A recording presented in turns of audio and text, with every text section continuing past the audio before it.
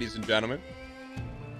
For me checking out a new updated roguelike for a little while, and then the dev's gonna come on and we're gonna have a little Q&A. So as we go, if you have questions about this game, I'm gonna write them down along with myself. And I've been excited. We checked this game out on a new game Thursday. I'm like, let's go back to it. And then I think because of that, they're like, hey, you want to come back to it? And we're like, sure. But this is being sponsored by Revita. Full disclosure-icity. Now, I remember there was something with the controller, right? We had to mess with.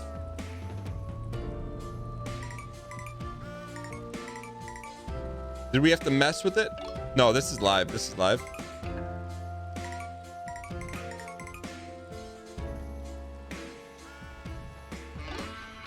We changed the buttons, I think, in this game. Let's go new file here.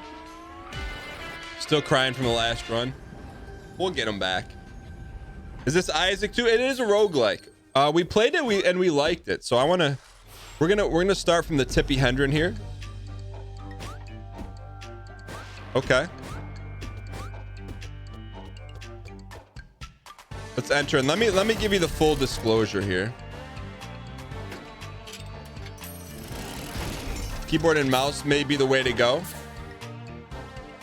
Now, speaking of devs, can we get some easy clap in the chat for Benster? Let me explain this game proper for you. So this is a twin stick roguelike platformer. You play as an unnamed child ascending the ominous clock tower, and it's currently on promotion, on sale, 25% off, $11.24 Kona bucks. There was a new update that just came out too. So here's what we got in this game. We have unique runticity, unique powers. It's everything we like in a game. Let's be honest here. So keyboard and mouse, you think, is more than, but it's a platformer though. Well, yeah, that's the dev. Benstar is the dev. Benstar, how was this game designed? You know what? We're gonna talk to Benstar in about an hour.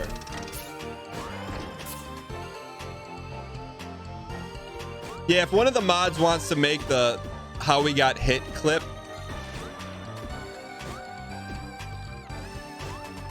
the exclamation point miss. Ooh. No, this game, so we took a look at this like maybe a couple months ago, and we're like, oh, we'll come back to it. So we don't know a ton about it, just that we liked what we played of it. L and down. Okay. So here, you know what I like about tutorials? Tutorials that no words. It's just pictures. Okay, here we go. This is our little dodge roll. Good. Yeah, visual style is cool too, right? I feel like, look, and don't hold me to this. I feel like outside of Spelunky, platforming roguelikes, there hasn't been like there's been a lot of good ones. There's been none at the top of the pinnacle though. Looking a little bit like Celeste. You know, Spelunky is the exception. What is this? Offer hearts. Let's offer. Ooh. Hot chocolate. Triple shot. Little risk, little reward. I mean, let's give it up. Trip shot. Take it. I love that. Love that. Triple shot is no good. We're about to find out.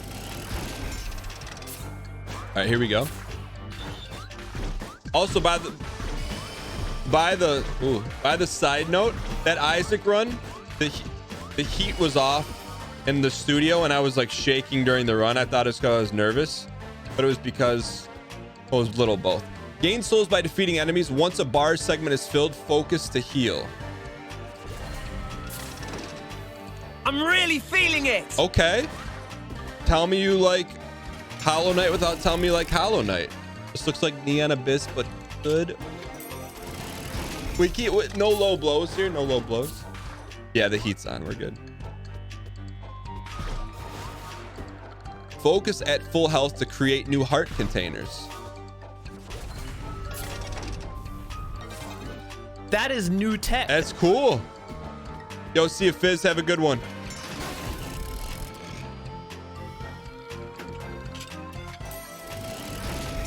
All right, so it's got Hollow Knight-esque health. I like the enemies. There we go. I think we're tutorial ready. Notice that Dan didn't deny or trunk you for what?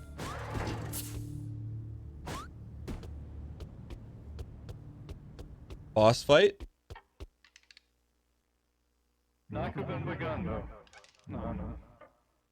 Loosely translated means Bapanada. you shouldn't have come, little one. Every time you die and wake up on the metro, there's a little less of you and a little more of me. Bruh. Distressing, isn't it? Ooh, turn up the music. Mr. Game & Watch. His name keeps changing. I don't remember this last time we played the tutorial. Music's amazing in this. What's our dash? L2 is our dash, okay. Hitless first boss, any percentage?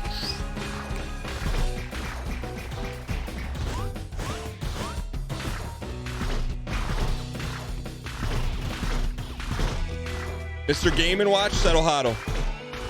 We should have given up the 3 hearts. You were right, chat. We only gave up 2. We should have gave up 3.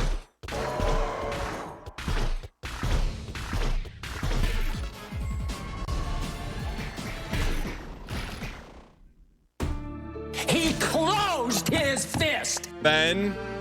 Can everyone add Ben star? I gotta write that for the dev Q&A. Scripted death? Question mark?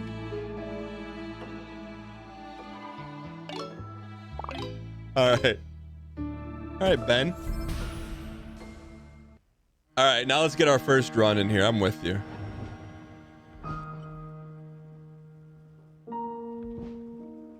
Pepe hands?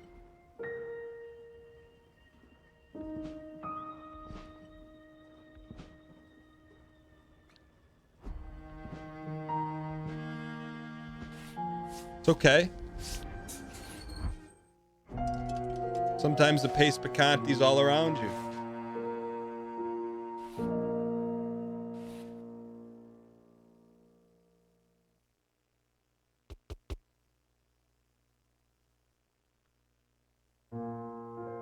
Memoria Station. Oh, I remember this because we said that looks like that actor, the comedian guy. Call the metro. Head up the stairs. Mark Maron. Welcome, child. It has been a long time since I've set eyes on a new traveler. I fear I'm unexpectedly out of practice. Yes. This is Memoria Station, your first stop on the way to the clock tower. I am the caretaker. As a younger man, I've tried to convince you to abandon your journey. But we both know one thing. Don't ignore me. Instead, take this ticket. You can ride the metro freely with it. What do we got up here, though? A little secret? Hollow Knight voice actors confirmed.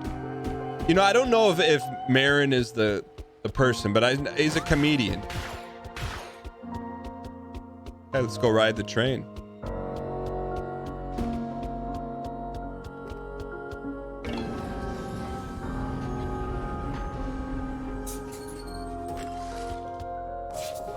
Okay, let's give it a shot here, ladies and gentlemen.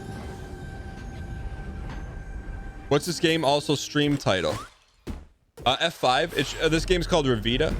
Exclamation point Revita in chat. Also, there should be an automatic bot drip with the link. Yeah, there it is. Music's great. All right, here we go.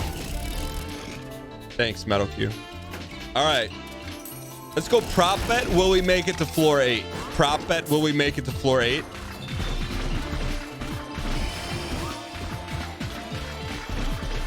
There we go. Little. Oh, it's soulsies. We need our soulsies. Okay, we cannot jump on them. Settle hodl. How do we G-Hill? We don't have enough souls to G-Hill. Drop at floor 8. I mean, I would almost war chest it. We're already at floor 2.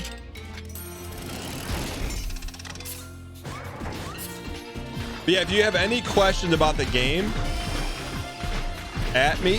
Whoa. So we can, because we're bringing the dev on in about a little less than an hour to talk about the game.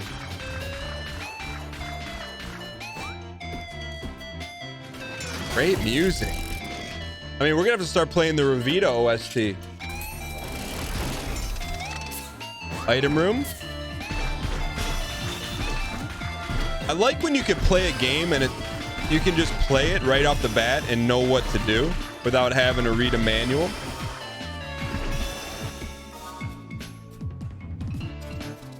We have a key. Maybe it's not the right key. You think it's not the right key? I played it before, but also, you think we remember playing it? Oh, okay. We had to clear the room first. The Marty.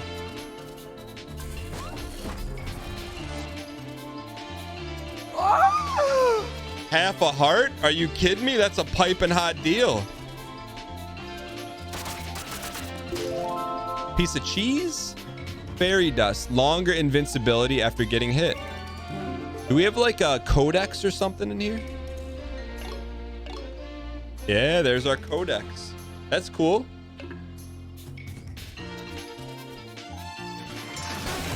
There's some good swams here.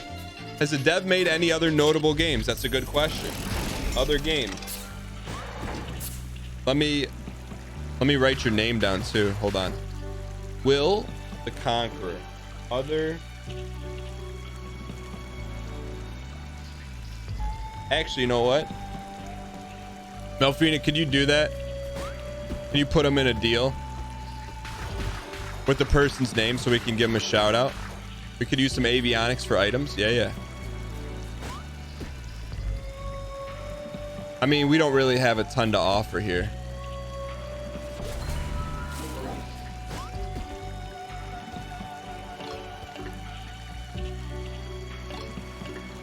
If we offer up one, increase the amount of soul you can store.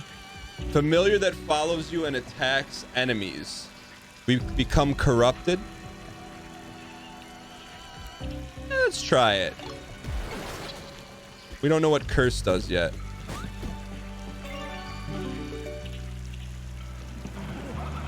Enemies might spawn. Oh, that's our curse. Enemies might spawn a copy upon defeat. Okay. So I'm blocking some stuff in the corner. Let me move over here so you can see. I don't think we're blocking over here. Let's take a look at our codex here real quick. Wisp Jr. Fairy Dust. Necromancy. So a curse is an item, a bad item you have to pick up. Imagine if the boss respawns. Okay, we have a good prop bet here, so we got to be careful. Oh, look at that. Look at Wisp Jr. doing work. Also, it's like the health is like Hollow Knight, so we can get some G-Hills.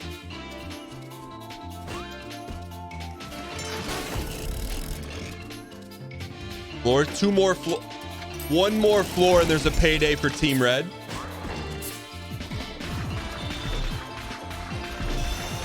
Also, he kind of helps identify enemies too. Can they explain the design decision regarding the environment and rooms? Yeah.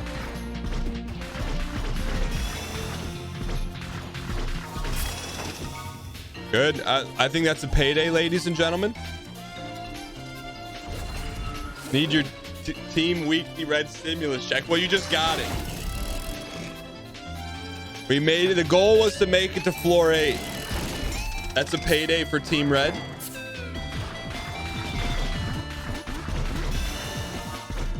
You love to see a Team Red payday, especially after what happened earlier on the show today.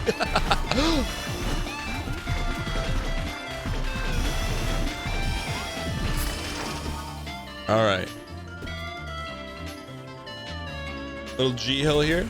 Also, I wonder if there's like secret walls or anything. Okay. Elevator up. If you have trouble identifying enemies, you can put an outline of the color you want in the accessibility settings.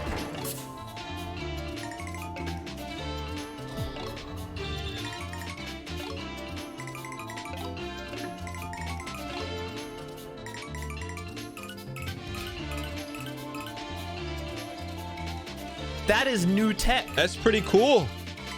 That's really cool. Let's put them in red.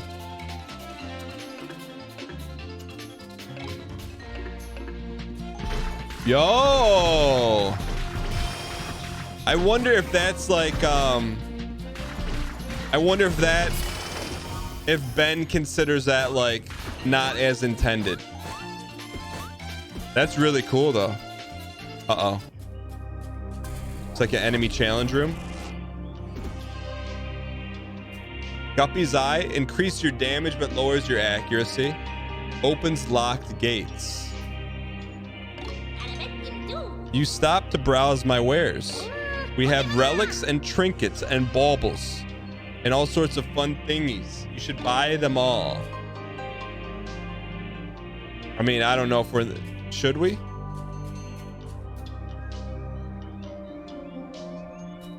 Let's give up a half a hort there. I like it. That's high risk, high reward. I like that a lot. To use your life. So basically, your only resource is life, which is really good. Okay, settle huddle. Okay, one hit Marty. Just play it a little safe here.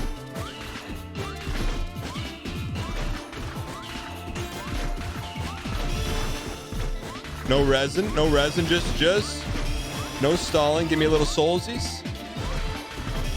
Look, that's why we bought Wisp. Larry Jr. Settle Huddle.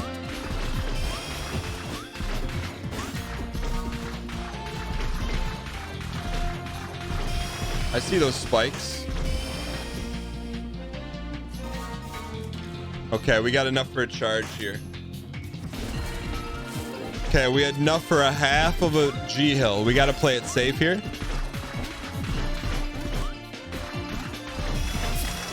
Nicely done. All right. Floor 10.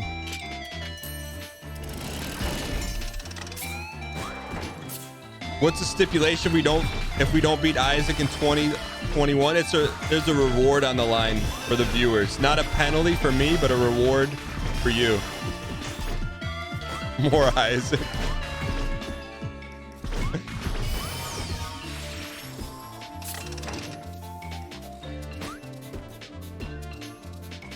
Free key. That's good to know. I see the spikes there. All right. Oh, we should probably heal here.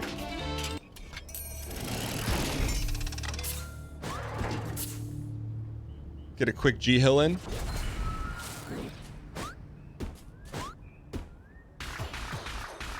All right, here we go. You're purchasing this right now, yo. Glad you're enjoying it.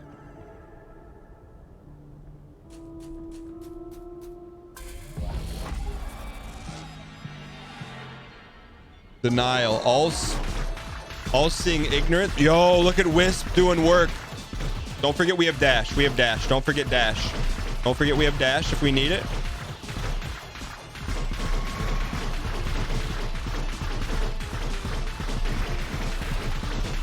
we get hit there? I don't think so. Lazies.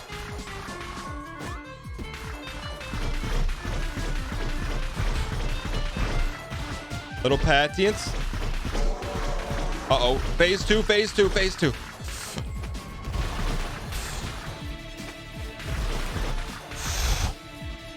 Cuphead, you piece.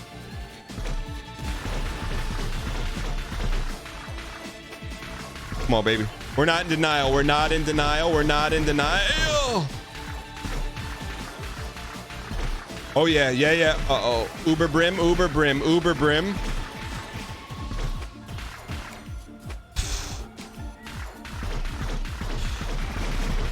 Patience.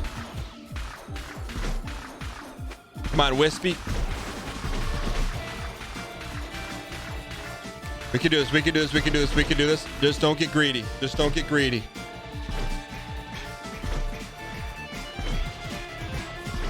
Don't get greedy.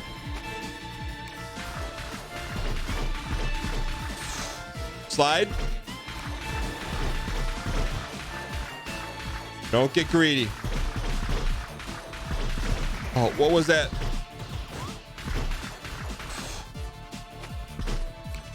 Oh!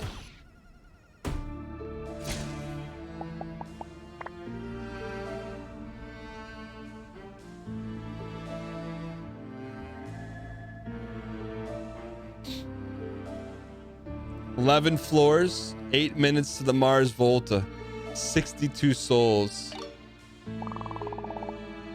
Souls got turned into something else.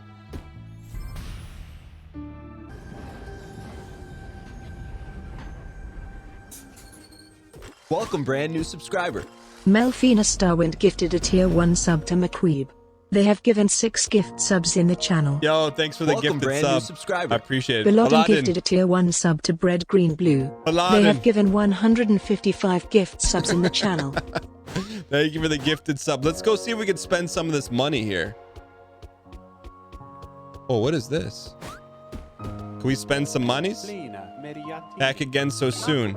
Please forget I said anything. I'm sure it's all very challenging. Huh.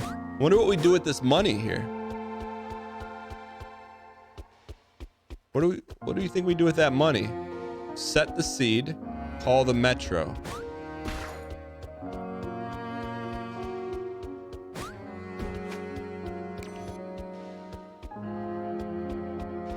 Hey Ben, can you make an option to cut out or reduce flashes? Yeah, let's take a look at it.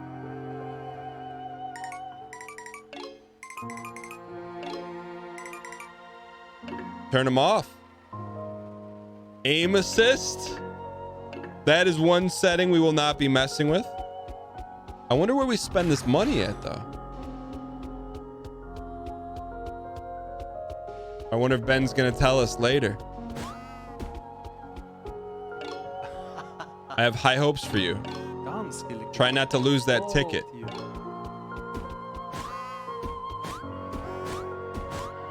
Huh. All right. Go back into the breach once more. Keep going. You'll find a way. Okay. Let's go prop bet. Will we beat boss 1? Will we beat the boss on this run? Let me answer the question for you. Well, yes, we will. All right. By the way, just a heads up, if you guys are enjoying this game, this stream is being sponsored by Revita. We're going to be bringing on the dev Ben in about 30 minutes to talk about it. If you want to check out more about the game, ! Revita in chat, or below the video, below the stream, there is a icon you can click on. All right, here we go.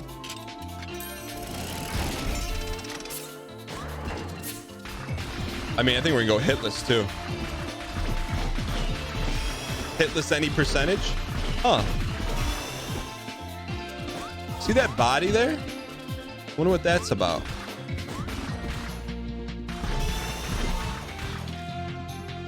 Wonder what that is. Yeah, the gameplay is really tight. Like, it feels really good.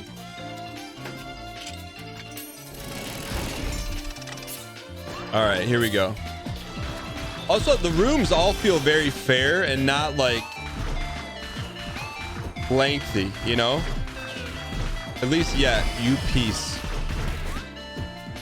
They gotta remember, damage are like bananas. They come in bunches. Sag, we started the show with some Isaac. I'm not saying you missed a great run, but I'm not saying it either. Let's use our monies here. 50K, Athrun. It will be 50K well spent. I promise you that. The rooms are entirely generated, so no two rooms are the same. Thank you, Ben. That is new tech. All right, settle hot. Woo!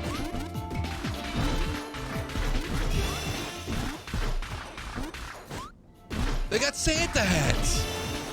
I love when games do that. That's not mod. This is not modded. I love when games do that. To me, it's just a little different. A weirdly shaped key. Someone in the station may be looking for it. I love that. That reminds me of back in the day. I always tell you guys about playing the Sierra Network, or which was later the Imagination Network. They would mail you a CD for the winter update. I thought that was so good. All right, let's not get greedy here. Shooting enemies will reduce their dash cooldown. I sleep. Dashing the last second increases damage. Bullets are pulsating and increase your bullets range. The more souls you have stored, the more damage you deal.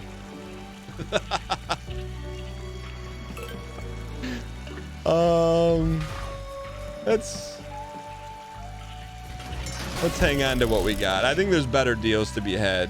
Yeah, I'm with you. There's better deals. There's better deals to be had.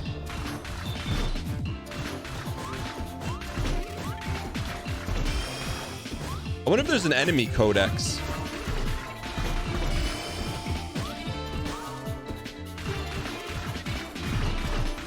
There we go. We need some range ups. I hope those are in the game. Range seems really important. I'm with you. All right. Gazing Grove.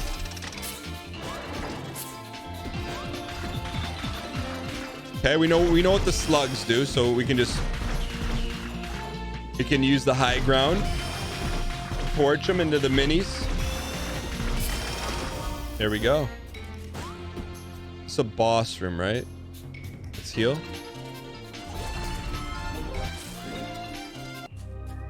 Yeah, this game's on sale right now too for the winter Steam sale. What do we got here? Deal damage. Brand new subscriber. Your friend Huffy gifted a tier 1 sub to Benstar Dev. They have given 15 gift subs in the channel. Yo, Huffy, thanks for the gifted sub. The dev of this game, Benstar. Deal damage to all enemies on taking damage based on the damage dealt to you. That seems kind of good. It's only 1 heart. Let's buy... that seems pretty good. I'm okay with that. Plus we had a G Hill in our back pocket too. I really, you know what? I really like the greed system in the game. Because I'm like, we could take both of those because we're going to fill up our juice here. I really like that. Because you got some serious decisions to make. Especially we're just shooting crabs in a barrel right here.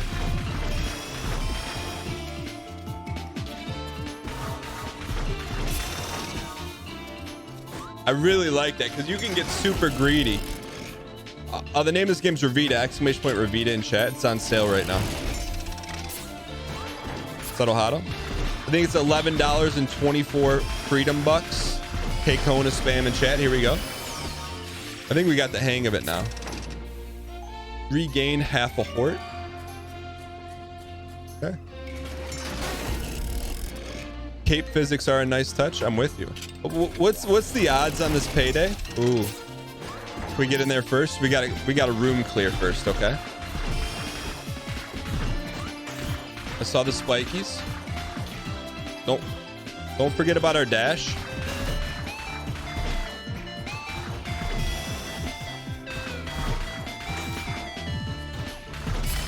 Nicely done.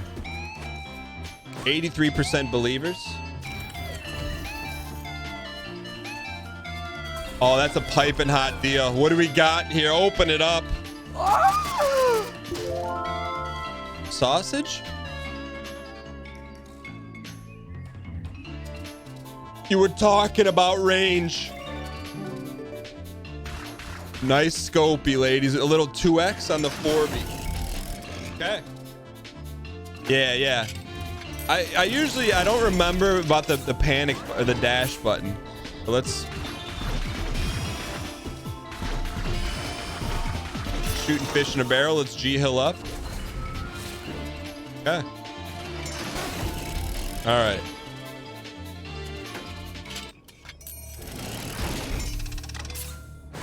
Excuse me? That is new tech. What's this? It looks 1 part greed, 1 part pog.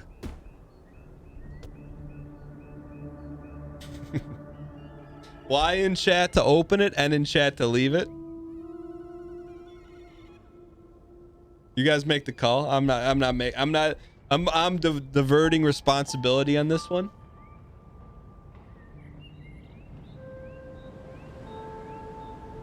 All right, let's call the vote here. 91% say open it.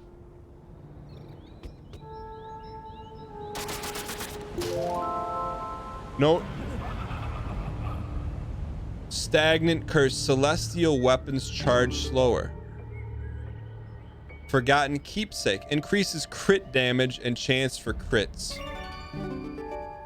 Ah, so it's a 2-part Marty.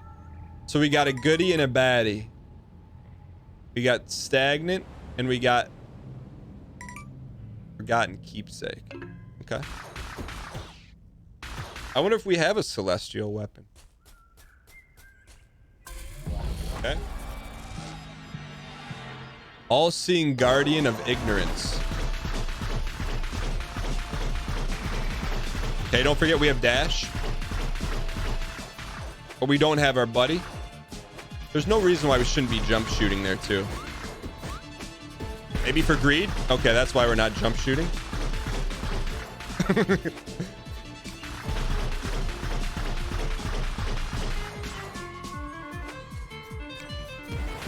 That's what happened. That's how we died last time against this Marty. Oh, you saw the crit? Golden crit? Okay, P2. Little pump, little dash. Little pump. Little dash. Okay, he flashes light blue before he drops.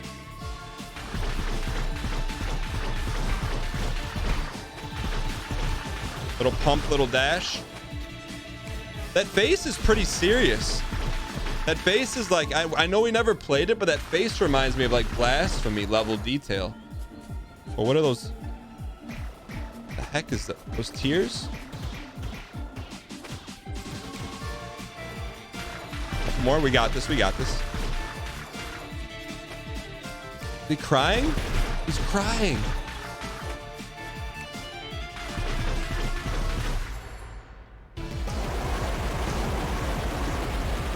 Looks like he's in denial.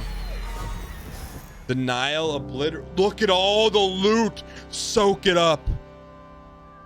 If I gave you these statistics and this 1-loss record, you'd say, this guy's good, man. Okay, so we got a little D up. That's a payday. He's thinking about all those lost Twitch primes.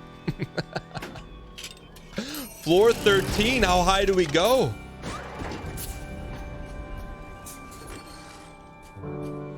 We're back home.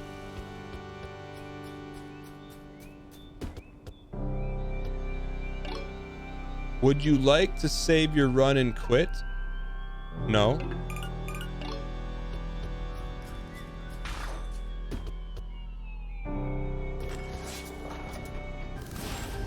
Secret uncovered.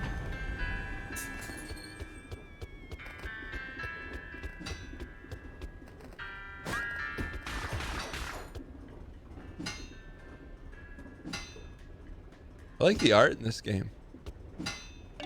This Marty. 저 가르네. Hey kid, I'm the blacksmith. Nice to meet you. If you have any relics that need upgrading, I'm your guy. For a price. Ooh. Oh, but it costs life to do it. It costs life.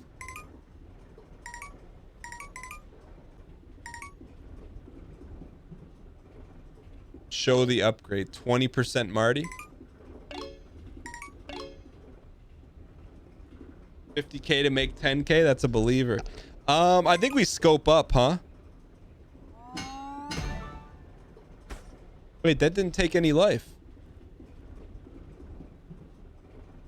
We upgraded again? Does that take a heart? Or does that take a... It takes a container.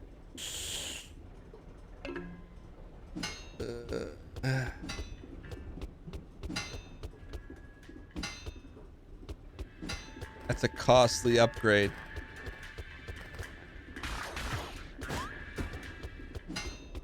Heal up.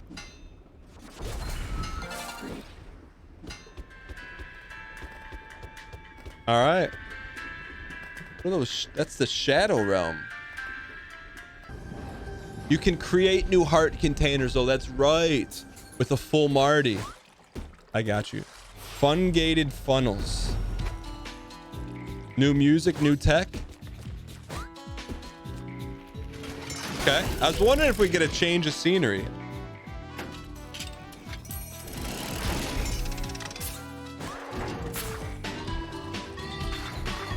New enemies? We need a D up, huh? Just take it easy. Good start. What's this? Protection from enemy D. Ooh, solely? Okay. That's good prog you. Fleetwood Mac vibes. Let's go. We got a prop. I go prop it. Will we beat this boss? Will we beat the Let's go. F2 boss?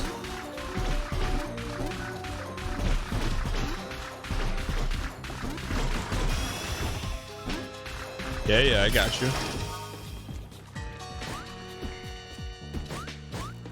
What if there's secrets? Those crystals you see on the floor are souls. How do we pick? Do we have to shoot them? Oh, this crystal right here. That's new tech. I wonder what those gumballs do.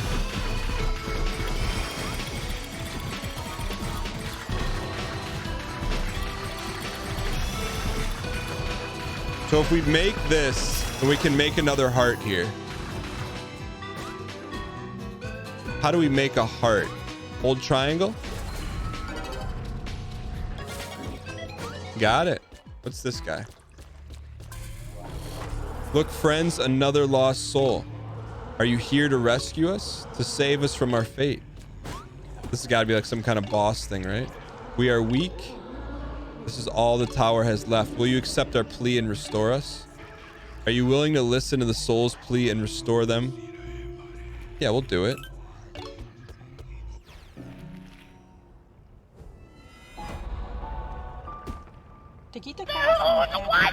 Thanks a bunch for the save. We are known as the Tinkerer. We usually take care of repairs around the station. Meet us there if you want to talk some more. Very ominous.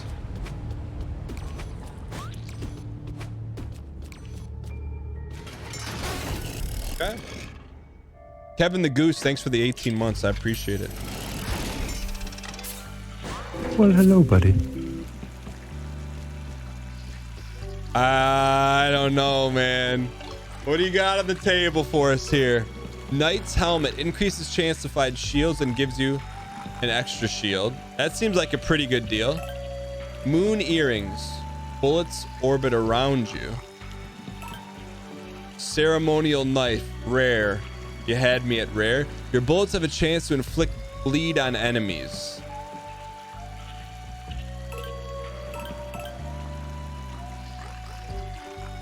What do we want? Tiny Planet? Do moon earrings. It's fun. Cost 2 hearts. I think that's a pretty good deal.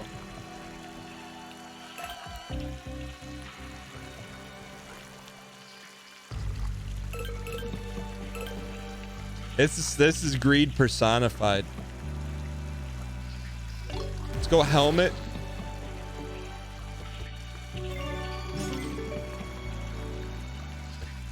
Well, you can't do 2. Oh, I was gonna do both of them. For you knew we were gonna do both for optimum greed. Okay, I wanted to do both. All right, here we. Okay, good. We got an item room coming up, so it means we got this room's a little bit smaller than anticipated. That was a little minkus. We don't really have a whole lot to give here. I mean, you're gonna give us a chance to open up a free chest. Red Kylo Ren syringe. Increased damage when low on HP. I mean, I would think we're low on HP right now.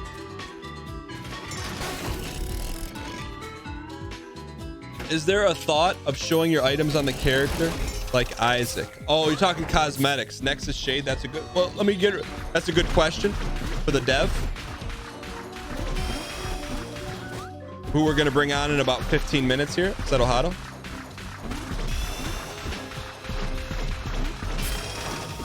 So we'll see. Melfian, are you getting these? Okay, here we go. Items don't show up on your character, but there are a ton of hats. This guy, what is this guy? This is another shop, right? We don't really have anything to offer. Yeah, and the items are in the bottom left. This guy's another shop, right? I think we leave it. We leave it. We don't really have much to give.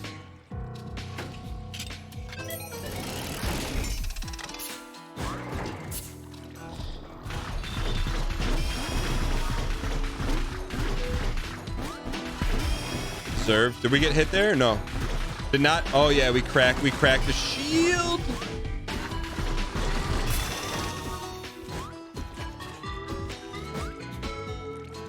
Okay. I think we heal here. What's happening with the 4th heart container? So you can make heart containers if you fill up your soul meter. So it's like half made, I think. That would be my assumption. I don't know what that is.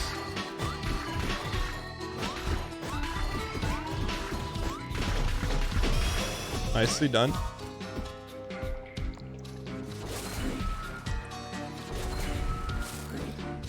Yeah, we're in a little trouble here. So that's like inverted spikes. They're pipes. There we go. That's a little tough, huh? There we go. Pipes off. Let's go. Am I playing Tarkov this way? We played Tarkov last Thursday.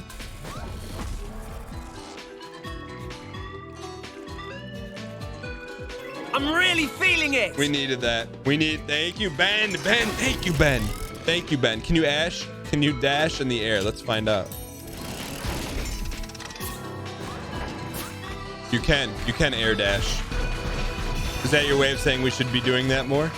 I like to play a little bit safe, Marty, here. I like to greed with our resources, but safe with our execution.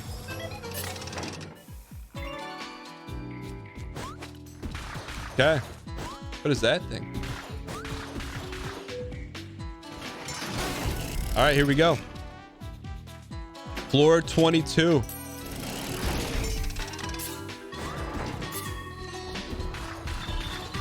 Okay. Get the range finders first. Whoa, whoa, whoa.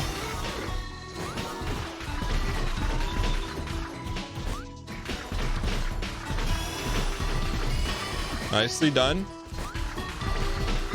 Got him. All right. Good shape. Look, our soul meter is almost pogged up. Thank you for playing it safe. You went all in. I got you. I got you. So so our bar right now in the upper left-hand corner looks like a little rabbit. If we fill that all the way up, we can make another heart container, or we can use it now to fill our hearts with milk. All right. Uh-oh. Okay, boss fight. I think we fill our hearts with milk here. Okay.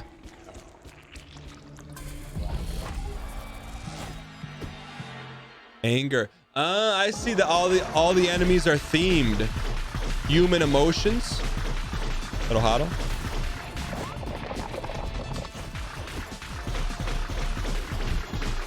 The reigns of Pogteria.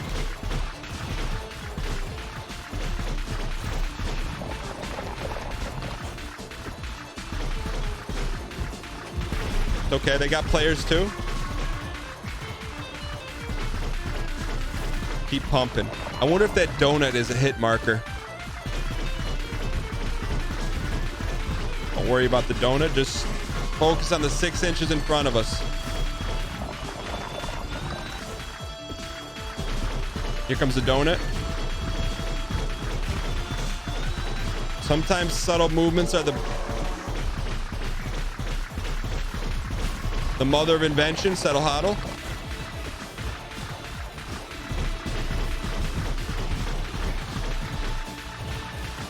Just slight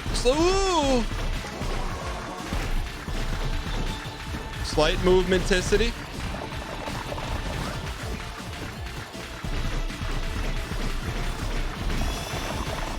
Where you at, you piece? Don't get backed into a corner. Keep pumping. Health glance, health glance, health glance, health glance. All right. Do you think the character is battling his own grief, hence the tears on the train? We're going to find out. We're bringing the dev on in about 10 minutes here. But yeah, there's definitely something going on with the story. Max Soul.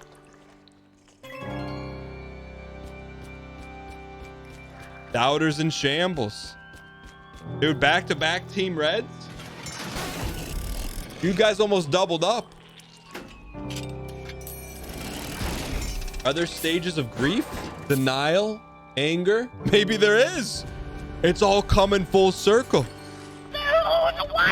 So far, they're exactly the stages of grief. I didn't know, like, I knew there were stages. I didn't know they were, like, in order, though. Denial? Anger. If you heal now, you get another 1/4 of a max HP. If I heal now. Next is bargaining. Secret discovered.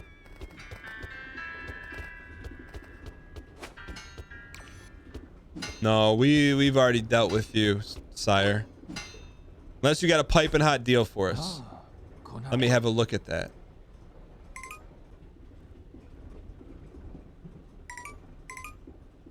I don't think we play this game.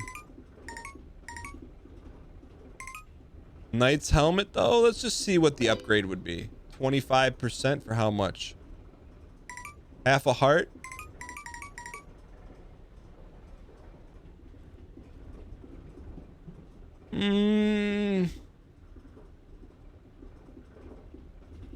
It gives us the 1/4 chance. Let's do it. Let's do it.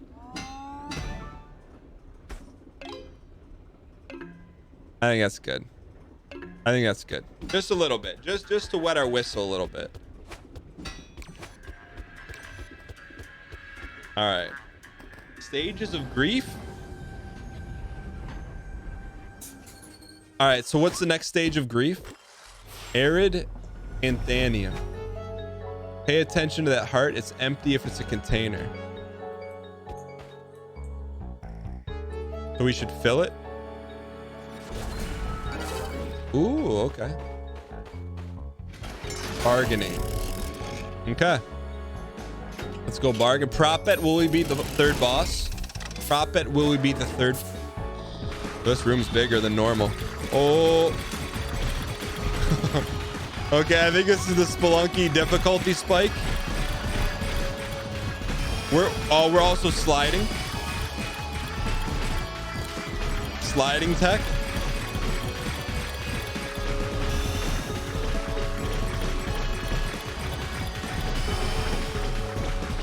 There we go. Take a little D up, man. Bargaining is when we bargain with the game pleasies. Okay, so we need to be a 4-heart Marty here.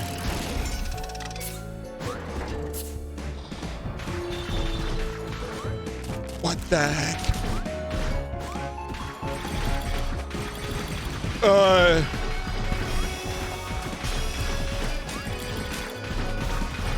Those spikes aren't stalactites. Those are difficulty spikes.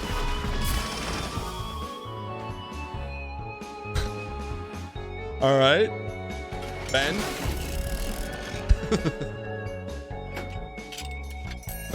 Okay, here we go.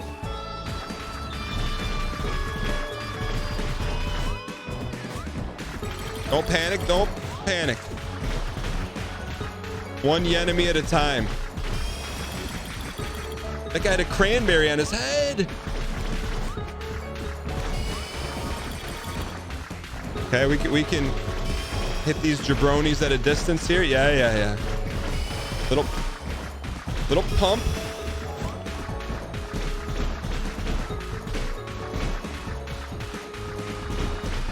Okay, good start there. I mean, you notice how big the level got? I didn't want to BM, but I'm like, man, I wonder when this game gets hard. I'm like, just let it settle and hodl. Ben says, hold my cup. All right. Now, this is where it gets really greedy. Poison enemies on contact, dash included. Jalapeno, your bullets have a chance to burn the enemies. Fun gun. Familiar that shoots burning bullets.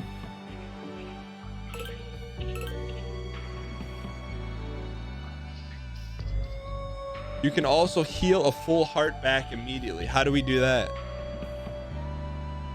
Yo, Argic, what's up? Welcome to the channel. Yeah, this is fun. I mean, that's 3 hearts.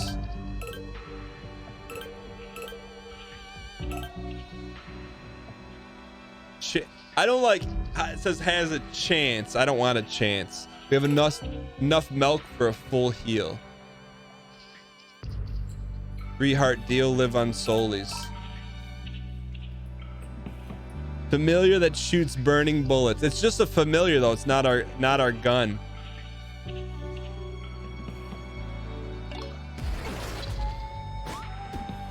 Look.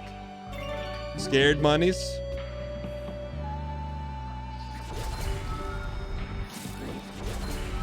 All right.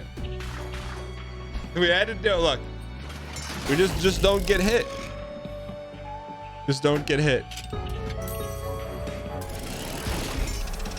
Assess where you spawn in it, you piece. Plus, you got to think fire is good for an ice level.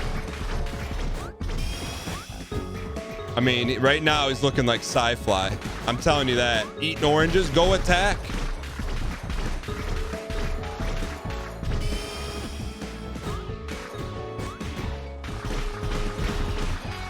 Dude, we got scammed. Scammed. Scammed. Scammed. I mean, if we're giving up 3 hearts, you better be zipping all over the screen like a cat on catnip. I don't even think we can walk. I mean, might as well. Look. Here we are, all right? We're mashing. Souls are pulled toward you. It's blessed. It's passive D, so it's not bad. Well, let's just not get hit. All right, floor 30. Gimme says a little greedy. We'll be okay here. We'll be okay.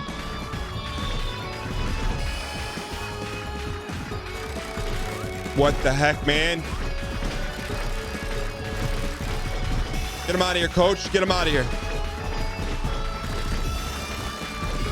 Holy boosh.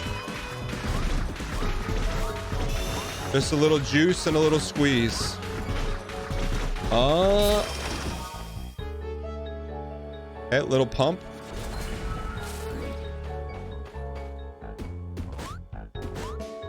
Check up here real quick. We're half a heart and a solely away. Okay. Let's just build up to no more deals until we get to the boss, all right?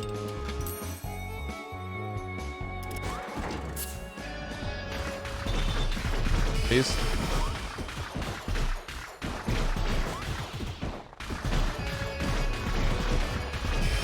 Nicely done. How about fire, buddy? How about you give us a little sauce there?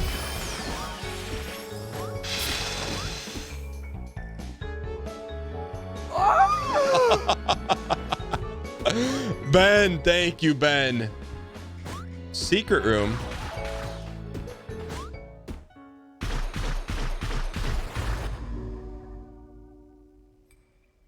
Whoa, nice strip.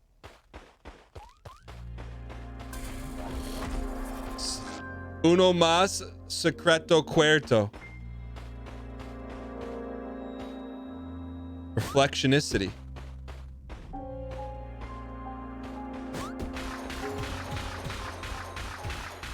Ben. Ben. Ultipath. Ben. I think maybe we lack the facilities for this one. Secret. Uber. Secret. Tell no one. Okay. All right, here we go. By the way, if you guys are enjoying this game is called Revita, exclamation point. Revita in chat, they're protected. It's on sale right now. There's a link below. You piece. Who's saving who here? There's a link below the channel. Don't forget dash. Okay, we're okay. Just believe. Okay. Took a little D. That's okay, though. All right. A little bit of a Minkus room. Oh, all right. Sun Buddy did that. Sun Buddy helped us. All right.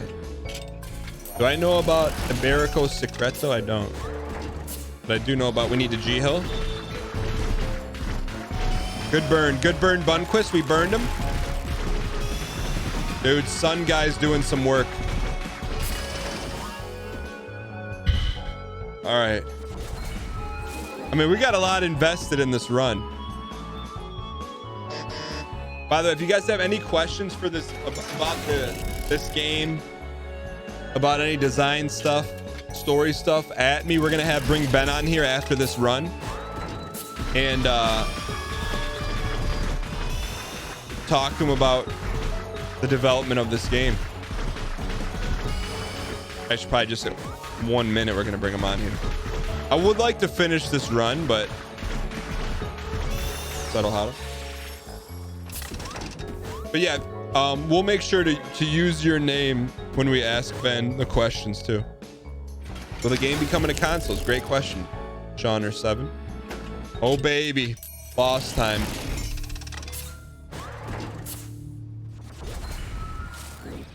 You missed the secret room. Ask about cosmetics. I got you. All right, after this boss, we'll bring Ben on. Win or loss.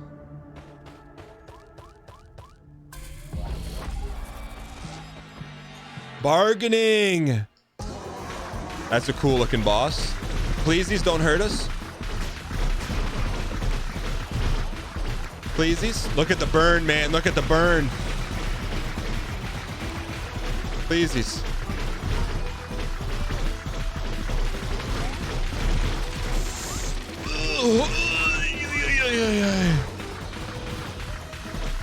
These are some cool boss designs. We got to jump up and over. Burn him.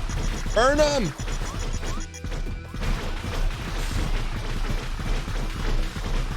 Watch this move. Go get that. Go get that, Ben. Go get it, Ben. Settle huddle. Settle huddle. No, no, no, no, no, no, no, no, no, no, no. Oh, what the heck?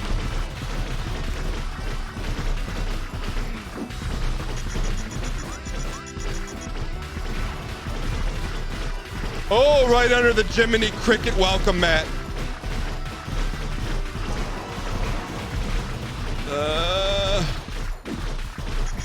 We gotta go for it. Pump him.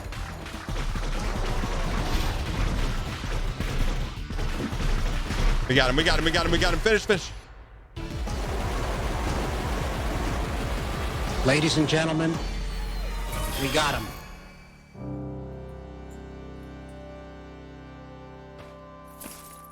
All right, we'll take it. Half a heart for that enemy? Ben, we got to talk about the heart to reward ratio. What is this? Congratulations. You're the best Revita player in the world. No. I remember a fall, a sense of relief, then nothing. A vast empty space where a lifetime of memory should be. I try to remember more, but my thoughts seem slippery, hard to hold.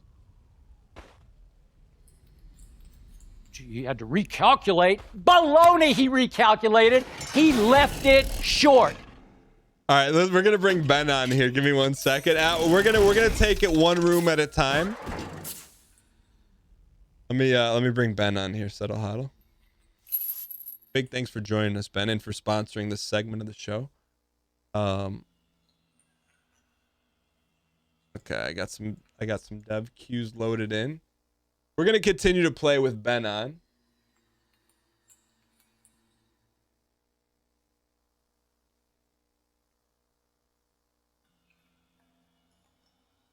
Let's go.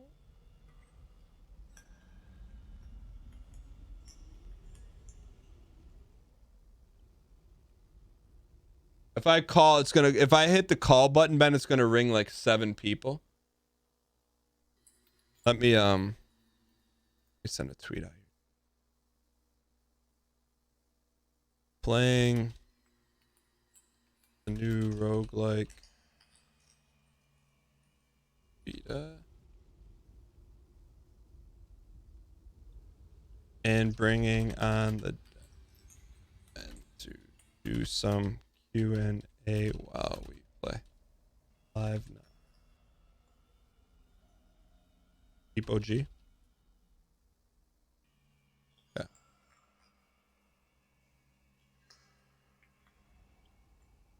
I'm just gonna call everyone in the call. I'm sorry if Ben I'm calling 1, 2, 3, 4, 5, 6, 7, 8 people right now. Ben. Uh-oh. Ben, are you there? Hello. Hello? Hi. Hey, Ben. Yeah, how's it going? Heck yeah. It's going great. It's going great. Hey, thanks for coming on. Of course, of course. So we got some stuff we got to talk about here. I heard so, yeah. So, number one, how long has this game been in development? Like from start to finish? From start, this project went through like a bunch of different versions before it actually became Revita. Okay. So in that context, probably like 4 to 5 years, honestly. Wow. It's been in the cooker for quite a long time. Did it start for you as like paper to pen, like, oh, it'd be cool to make this game? Had you worked on games before? I started working on Revita while I was still like towards the end of high school, actually. Okay. And I played a lot of Isaac at the time, and I was like, I like Isaac and I like platformers. So why not try to combine those two? That's how the idea came to me. Okay. And then what did the first iteration look like compared to now? How much has it changed? Honestly, like a ton. Like the first iteration, like you having like a bow and arrow, And the whole gimmick was like that you could like shoot out the arrows and then you could pull them back, which is completely different to what it is now. And there was like no HP mechanic to it. It was like a very, very traditional roguelite in structure, but with like a bow and arrow. And so you bring up Isaac. So, you know, obviously it sounds like you're a fan of Isaac. What from that game were you like, okay, I have to include this, or this inspired this to be put in my game from Eddie's Isaac? Honestly, I think the biggest inspiration is probably how items generally work. Like you have like the whole idea of Isaac is like you get these items and they work together and they create these weird, interesting, like kind of like spectacles. Okay. And that's the thing I really wanted to bring onto Revita, with like a bunch of like different like stuff like that changes the movement of your bullets, like bullets that create like more bullets. Like as you saw earlier, like one of the items you were offered earlier was like a like the orbiting bullets. Yeah. So that kind of stuff. Got it. And so do any items work together in the game, or they all change your main weapon, if that makes sense? Like, if I pick up like helmet and something else, does that make any unique synergies, or is that not the direction you took? No, so yeah, items all work together. Obviously there's some of them that like just effect wise don't really make sense to work together. Yeah. But like for example, if you get like the example from earlier, the orbiting bullets, and then there's also an item which makes your bullets like go into like a wavy pattern, then the orbit also becomes wavy. And so it creates like all kinds of weird fun synergies. There's also a system that you haven't seen yet, which is if you get enough items of a certain item set. Like for example, like a lot of the shield related items fall under like a knightly item set. So if you get a bunch of those, then you get like a quote-unquote synergy in the game, which is kind of like an item set, which then also gives you additional benefits. Oh, so kind of like, I mean, not to tie it back to Eddie, but like a like transformation. Exactly. Yeah. Got it. Okay.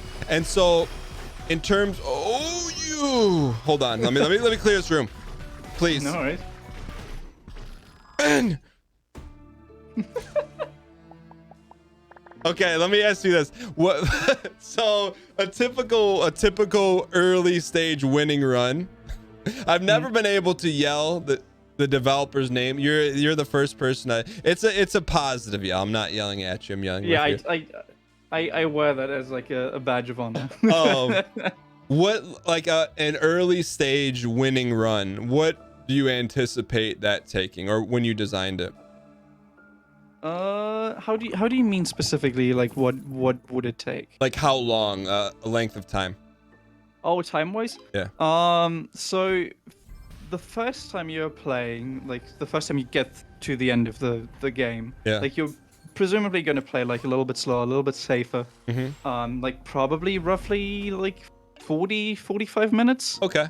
And then like future runs, like once you get like a grip of the mechanics and you can just fly through all the levels, then it's like roughly like 30 minutes. Okay. So, and I don't want to spoil, but I kind of want to ask. So we got through 3 bosses. Yes. Were we close?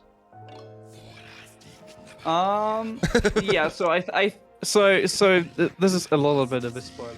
Okay. But so the game currently has 5 areas. So you go through Okay. 5 areas and then you fight the final boss, and that's it.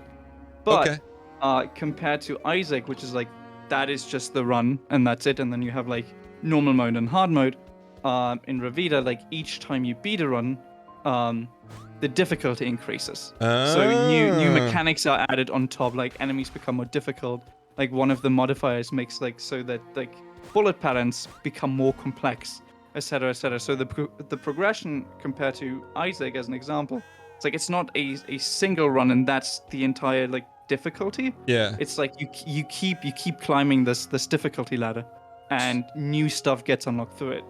So you beat the game once and then you die again, but you're still at call it difficulty level 2. Is that correct? Sorry, can you repeat that? Yeah, so you beat the game once and it unlocks just say like a new difficulty. And then Right. say you're playing that new difficulty, just call it level 2 for the first time. If you die, you come back to that hard difficulty. You don't reset, right? Yeah, so Okay. there's a menu that is then unlocked, and you can select through all of the difficulties. Is there Prime subby dubby dang dance. is there a true end game? Like, is there a finish? Yes. I don't want to say too much yet, Okay. because the game is still in early access, Okay. and it's not fully done yet. So there might be some stuff coming in the final update. Got it. And I know that a newer update just came out. When did that come out? The latest update that came out, which was the optimization update, that came out early this week, I think, on Monday. Okay. It was mainly just like to get the game to run a lot better on like weaker hardware too, Okay. stuff like that. In your mind, when do you think, so is it fair to say, let's call this like 0.8, when does 1.0 do you think will come out? I mean, I can't say the time yet, because that's still under wraps and secret stuff. Okay. But I can say that it will be the next update. So we're currently at 0.9. Okay. So the next one will be the 1.0. The big It's release. It's gonna be a big one, yeah. Okay, that's exciting. How do you feel about, like, do you feel that you're gonna be good with that? Like, are you gonna like cut the wings and let it go fly? Like, do you feel like this is it? It's tricky, right? Because like on one hand, like I have a big design document where I have like more and more ideas. Like basically, like I'm a big fan of how Isaac handles its like kind of like update life cycle thing, where basically Ed comes up with new ideas, and I was like, oh, we could just make like a new expansion. That kind of style I do really like. But the issue with that stuff is just that depends on like sales and that kind of stuff, right? So if the game basically sells enough so that it kind of like finances itself, then I would absolutely love to make more content for the game. I certainly have enough ideas for that. Is this your first commercial released game? Yes.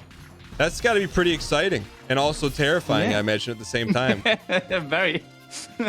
So up until this point, so it's in early access. Up until this point, how have you dealt with the feedback? And I'm not even talking about, like, I'm just talking about you as an individual. Are you able to take the feedback? Did you take it personal? How has it been? I mean, it depends, right? Like, for example, like if you look at stuff like Steam reviews, there can be some really nasty stuff in there. But usually when it just comes to like constructive feedback and stuff, I mean, if it makes if someone says like, oh, I feel like this mechanic feels a little unfair, or this mechanic isn't fun, or I would like to see more of that, then that's the kind of stuff where I'm like, oh, so there is an issue here with the game, or that there's like an opportunity here with the game where we can make the game even better. So throughout the early access, I mean, a lot of stuff in that regard has changed. Like, for example, the statues that you see in each level, where you can offer different amounts of hearts. Originally, those didn't show you what you would get, because I just didn't. I thought like, oh, this would be like a need, like to push the risk reward even more. Wait, say that again. What items were or what heart item was blocked? So when you're on the statue run, you go through the options, you see all the items. You didn't get to see what items you'd get. You just like get a to loot choose how much. box. Exactly. And I thought that was like a fun idea, like kind of like, ooh, like it pushes this 14 whole months? risk reward thing Yes, even more, sir. because you don't know what you get. You just know that the more I spend, the higher the potential of getting something really good. But like it could be garbage for the build you have, or maybe not what Exactly. you wanted. Okay. Exactly. And the issue is also then people like get something bad, and then that means, oh, so you can spend like a lot of HP on it but still get something bad, and then people just don't spend much HP on it because like there's a chance that you get something bad, so it's not worth it. I get it. Then So we changed the system. I got it. And so when you made that decision to make the change, were you like, when you first read it, you're like, like, did it make sense, or did you like a bunch of people say it, so you're like, okay, now I'm gonna change it? Yeah, so usually if it's like one person that says it, right? It's like, okay, so there might be something to it, but obviously if like if like everyone else is like, oh no, we like the way it is right now, then you obviously you go after like what the majority of things on that, because that's the player base. But if it's like something where like a lot of people start being like, oh no, I agree with that, and that would be a lot more fun, then yeah, that's usually a thing where I'm like, okay, that's a thing that is definitely worth changing. Got it. And then, so for you, when you talk about, oh, hang on. Hold on. Gang, Pax, Relapse, thanks for the 25 gifted subs in honor of Ben Star, by the way. I appreciate it. But I want to talk to you about, because if this is your first like release and kind of putting, I mean, this is, I would imagine, is a large element of you in terms of your creative output and your ideas. Yeah. How did you initially deal with some of the not nice stuff that can be said on the internet? I mean, I'm gonna be perfectly honest. Like, yeah, it's not fun, right? Like when you see someone be like, oh, this is garbage, and this person is garbage for doing whatever stuff that didn't actually happen, like that kind of stuff, like false accusations. I mean, like for example, like, oh, this game is unfinished, or this game is bad because of this thing that isn't actually a thing in the game, and they just made up to make a stronger point. That's not fun. But sadly it's just a thing that does happen. So if you work in the video game industry, and specifically when you're like an indie developer, that's just something you have to deal with, right?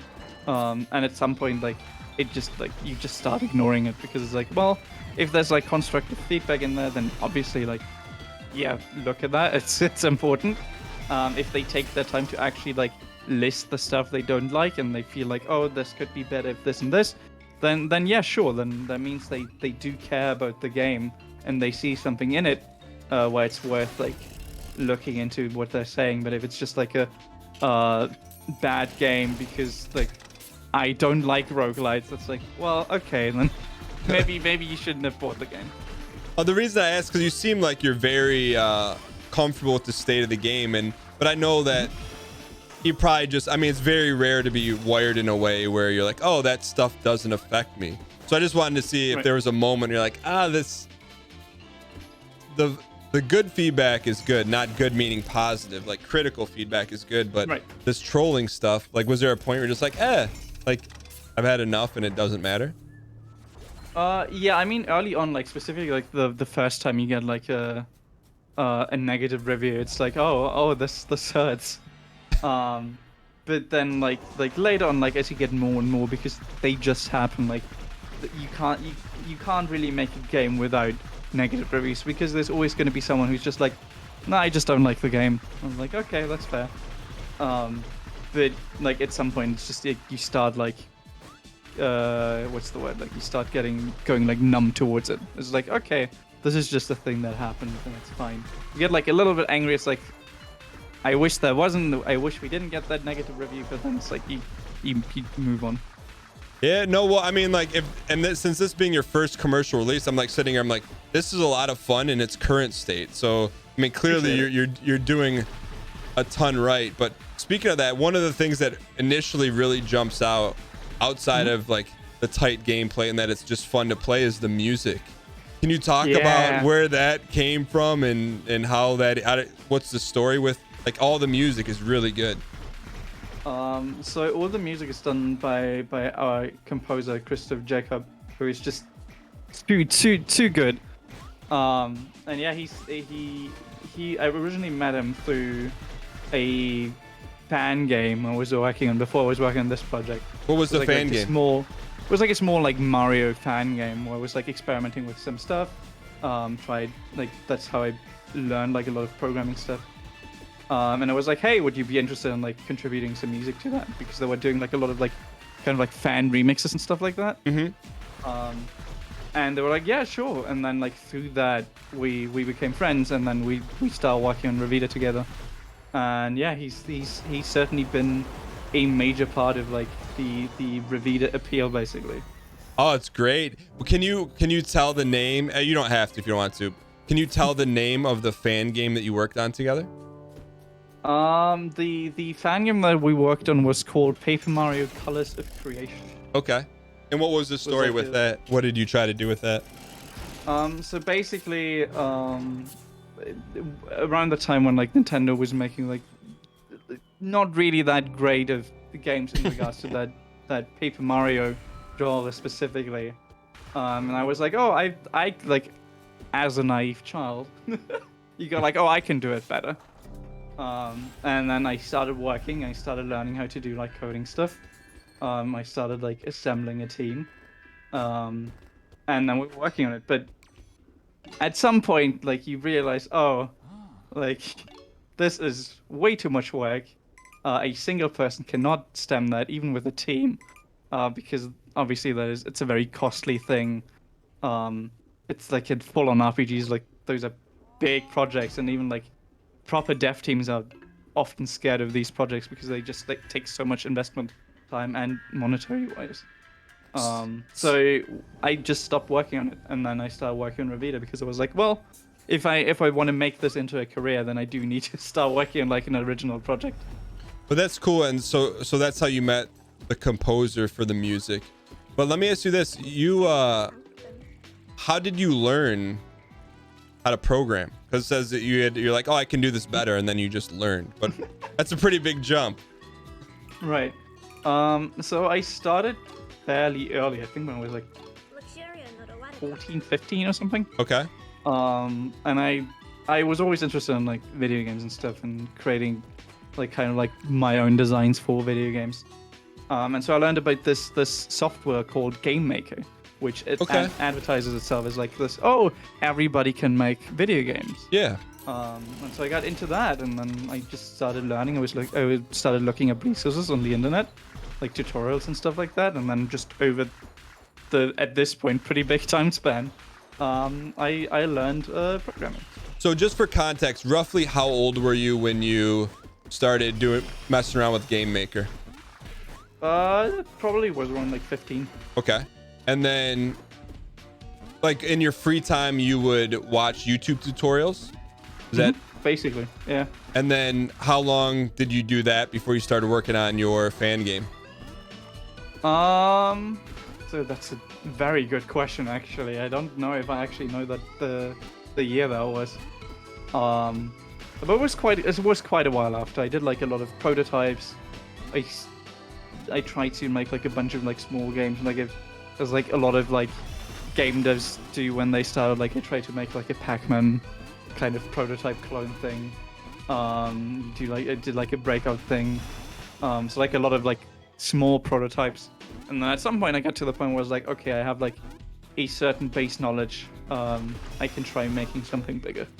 So did you have any formal knowledge or training, or is it all self-taught? Nope. All self-taught, pretty much. Yeah.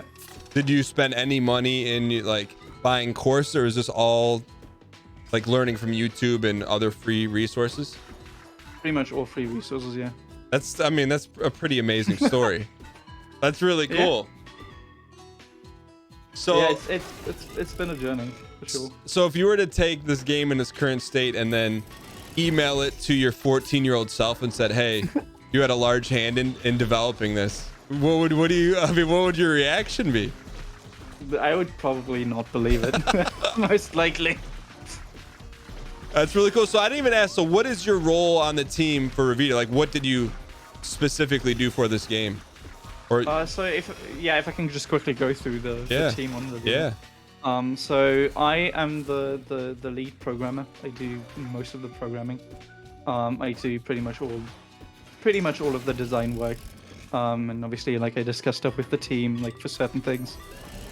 We have 2 artists on the team. One is Shib Timmer, who does like a lot of the environment design stuff, like a lot of the backgrounds.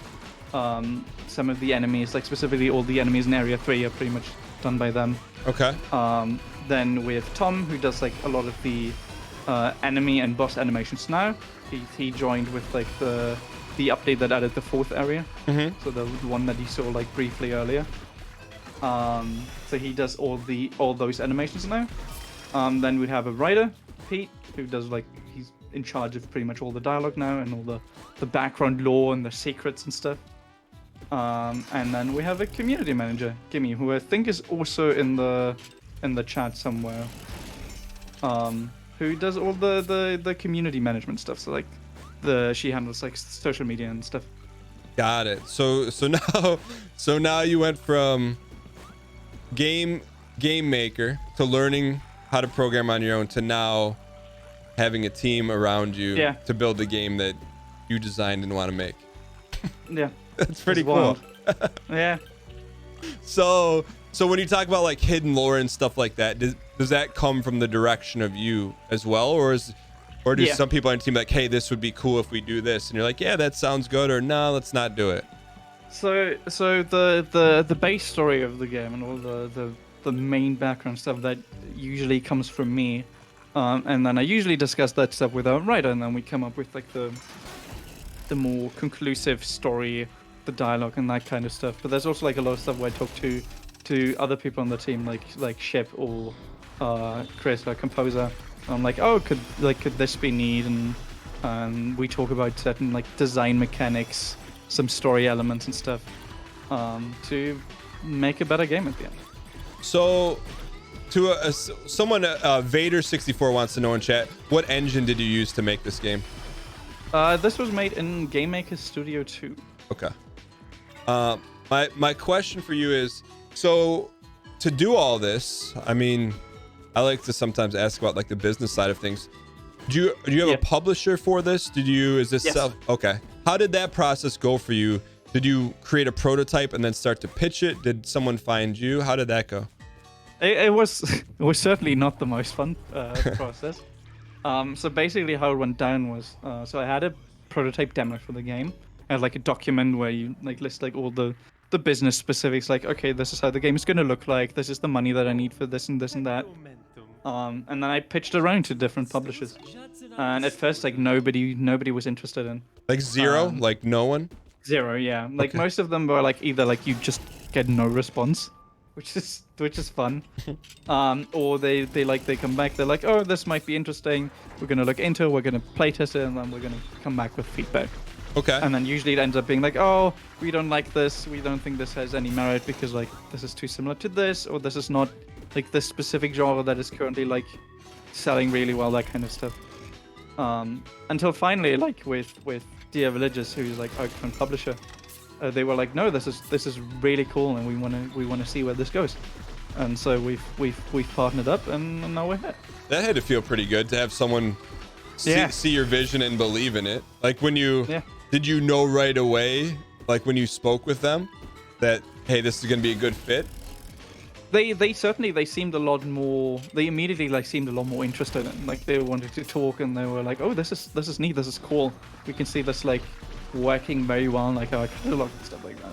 So when you got the feedback from other publishers that weren't interested, did that affect your design at all, or you just said, hey, I believe in this, or hey, maybe I should change this, or? Some things certainly changed. I would hardly compare the game as it is now to what it was back then. Like a lot of mechanical stuff changed too. Like I think in the demo that I sent out to publishers, there was like a reload mechanic, like similar to Enter the Gungeon, which is now completely gone from the game. And like a lot of like other stuff that was in there that wasn't really great, and nowadays I'd be like, yeah, that's just not fun. But overall, like a lot of the feedback also just boils down to like, oh, we don't think like for example, the market is interested in more roguelites, which to be fair is quite funny when you look back, considering like how the genre is booming right now. But there's also like stuff where it like feels like they basically looked at it for a second and were like, oh, this looks kind of similar like this game, and so that's why we're not interested in.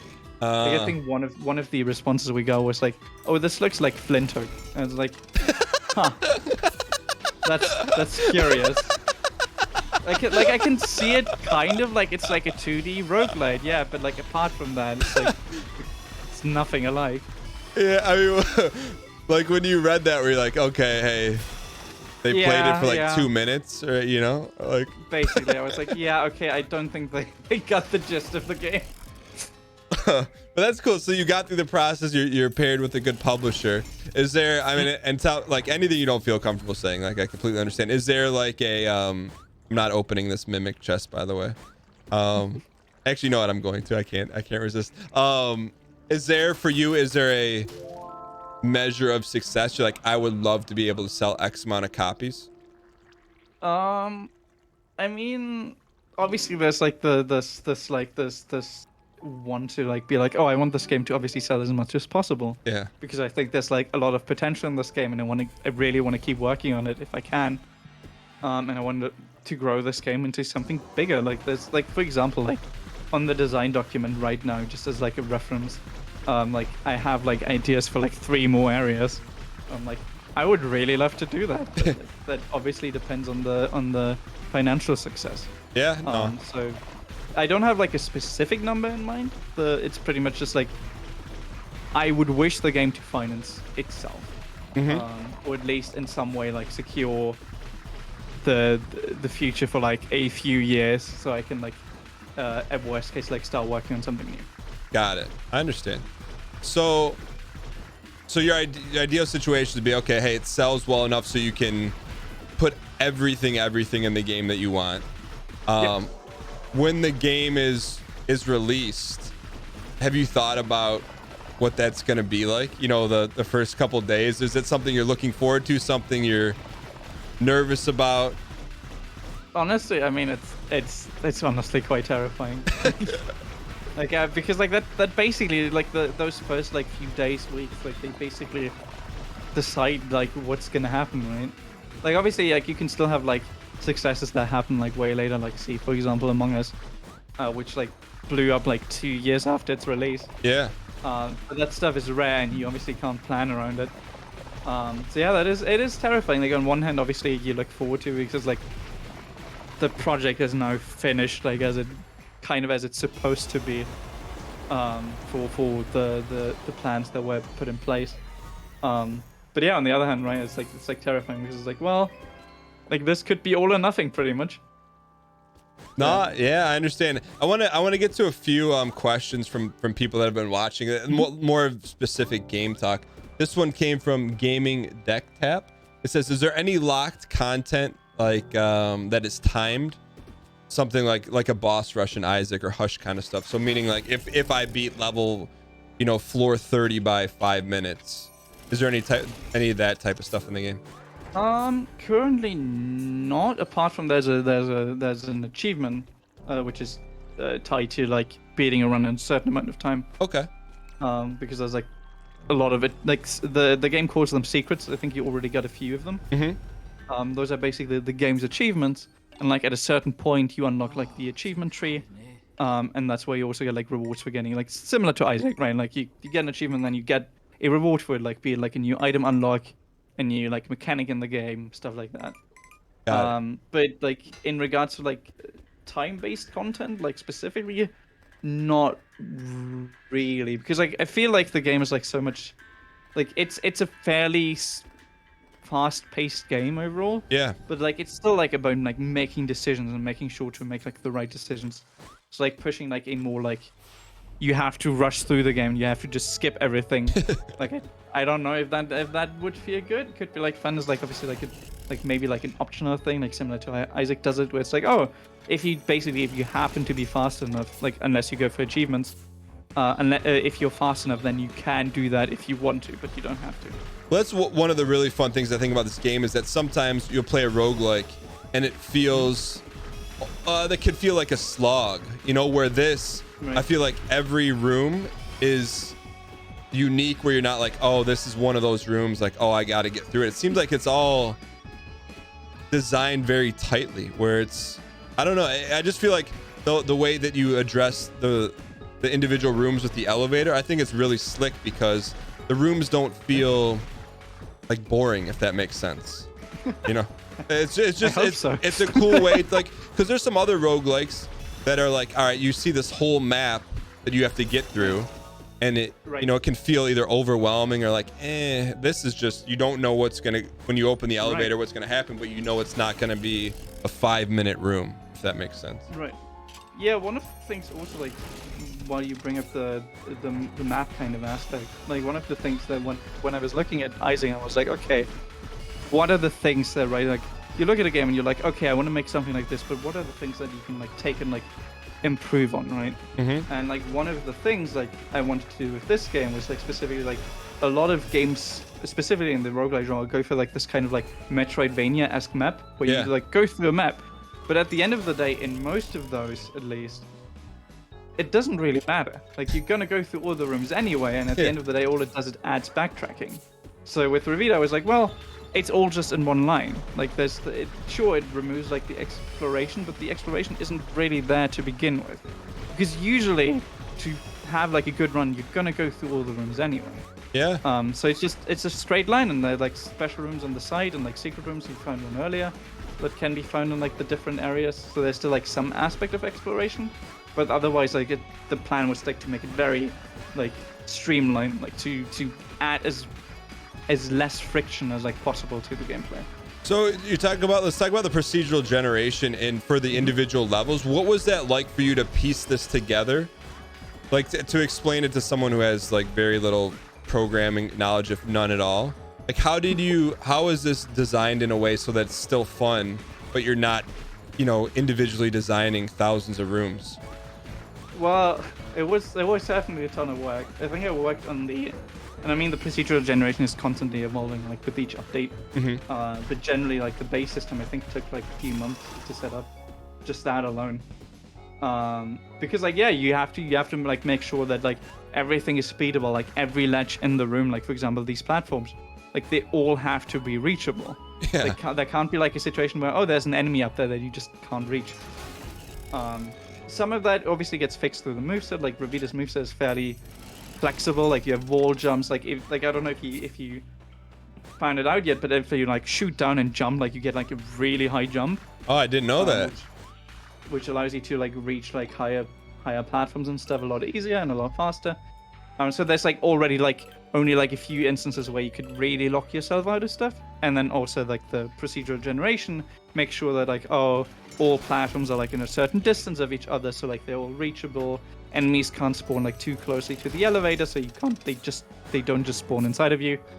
Stuff like that. They spawn like apart from each other fair enough. Like you don't want to spawn like just the hard enemies and like a lot of them at once, because that's not fun or fair.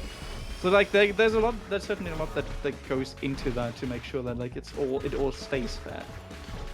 What have you done in terms of like play testing for that? Because do people on the team play it? Do you look at the early access as feedback? Because I imagine that's like a very narrow tightrope to walk in terms of making it too difficult or not difficult.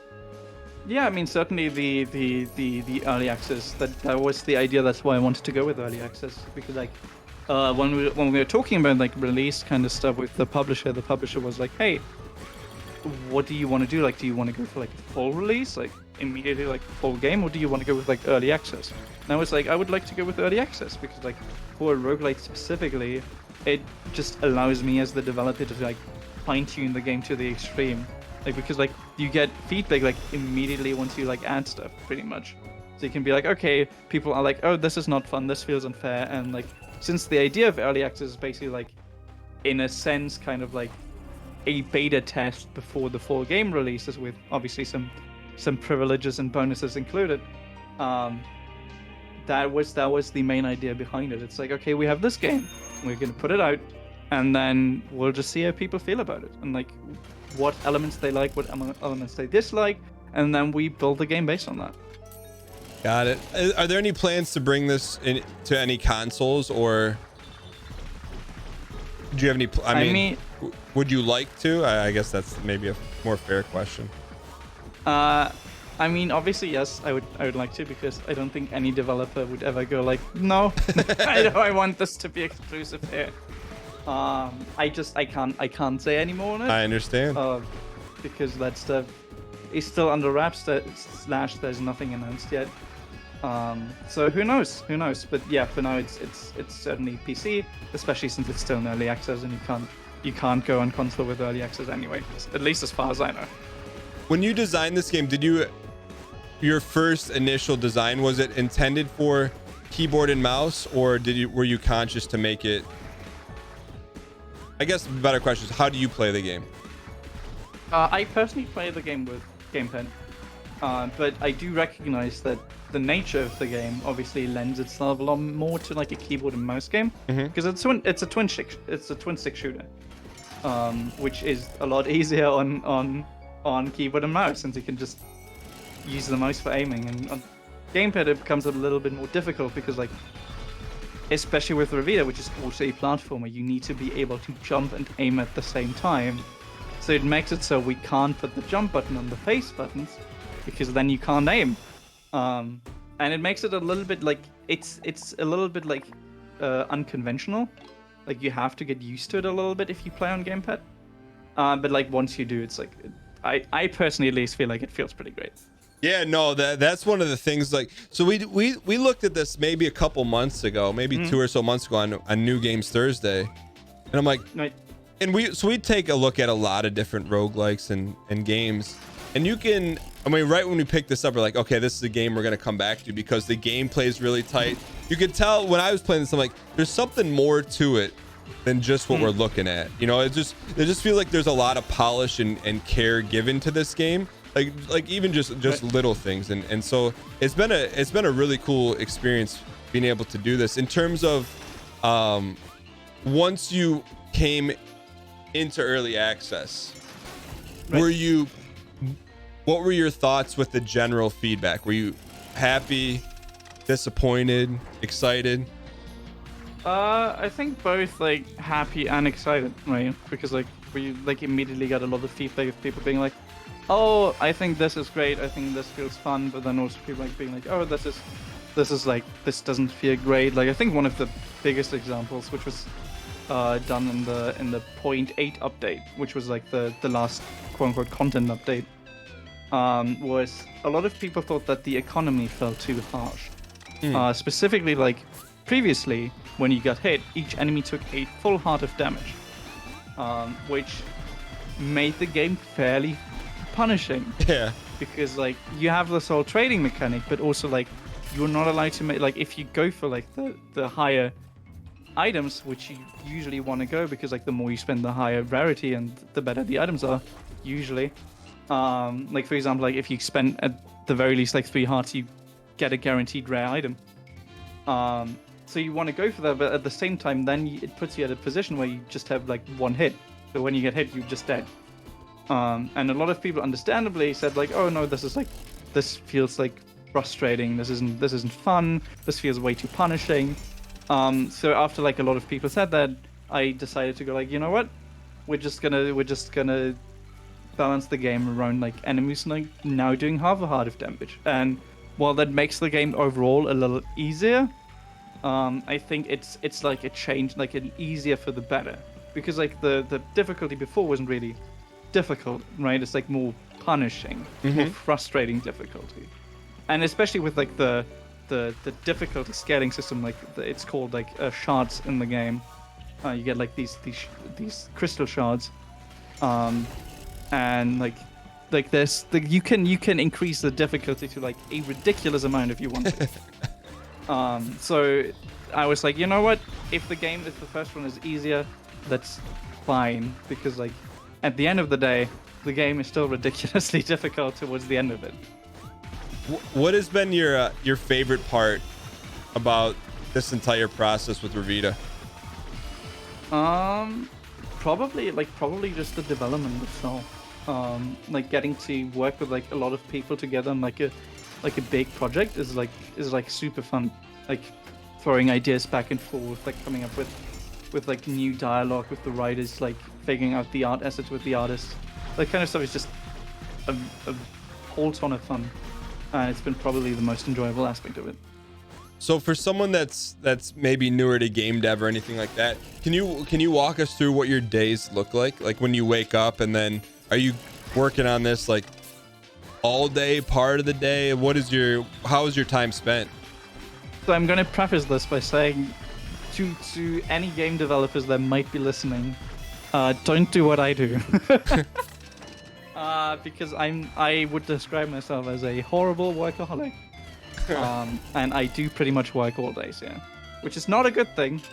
I do want to say that. It's certainly not a healthy thing. But it's just how this project kind of turned out to be. So yeah, that's yeah. When this is released, are you gonna take? Do you see yourself taking some time off? I don't know if I'm gonna take time off like entirely, because like I'm so specifically if I'm gonna continue working on this project, like I'm so bound to this project like emotionally as well, that I'm like I just can't stop working.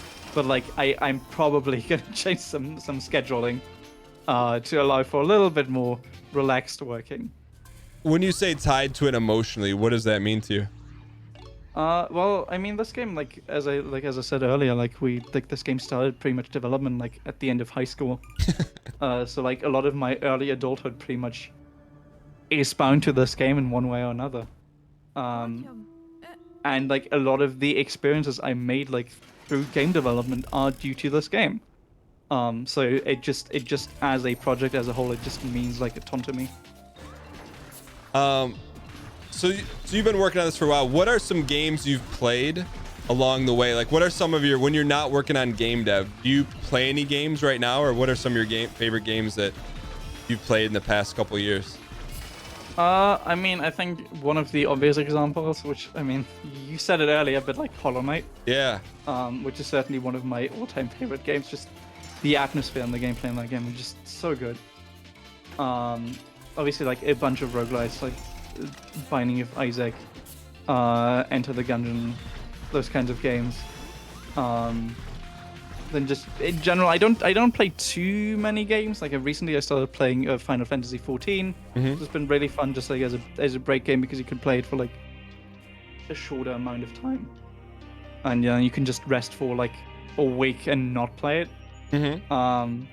So yeah, I don't play a ton of games, because like when you develop games, it's somewhere like when you start playing games, it feels like oh, well, like I could also be working on a game right now. So usually like I tend to not play a whole lot of games in my free time. A couple people in chat are saying, you play Final Fantasy 14, play with me. So, but I mean, that's something you're able to do just to kind of unplug from this game. I got you. Okay.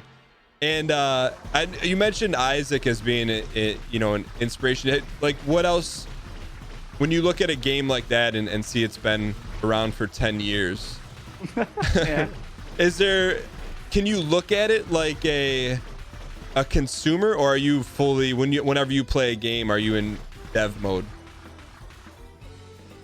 Probably the later, right? Like when I play games, it's usually like very much dev mode. So like I most of the time to like a detriment, because I start over analyzing like the design of the game, like certain art elements of the game, that kind of stuff, and then it obviously it makes it harder to actually like relax while playing the game, because like you're constantly like, oh, this is a neat design idea, or this could be like stuff where it's like, oh, they did it like this that way, that could be interesting to like implement like in a project of my own, like that kind of stuff.